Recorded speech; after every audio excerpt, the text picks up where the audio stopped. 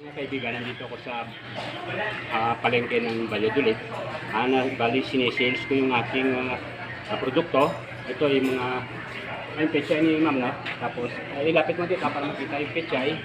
Tapos ito yung dahon yung kamote ko. So, nagpasundo naman kami kasi mabait si ma'am. Nagbigyan ko rin.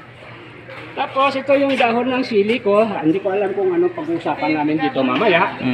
Kasi nga, ang sabi niya sa akin nung last na napunta ko rito, ang usapan namin is 20 ma'am. 20.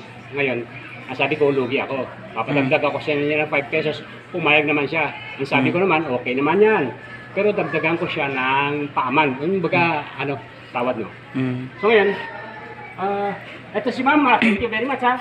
Yung comment mo sa akin, mga kaibigan, mayroon akong kasama dito, na si ma'am.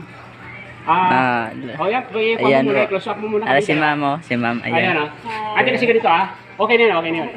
Kasi si ma'am nag-comment sa akin, habang nagtitinda ako. Ngayon sabi ko, ito lang naman kaya ko ibigay Kasi ibigay ko sa kanya. Mama, ito na. Nagdagan ko na mama. Wala pa ako 10,000, Brad. Wala pa ako 10,000. Dito lang muna ako magsisimula. Dito ako magsisimula, malay natin Kasi ma'am, thank you very much Kasi pag-usapan pa namin ni ma'am yung aming dito, yung aming transaction. Kaya lang medyo busy dahil meron siyang customer. So sana naman magtagumpay ako.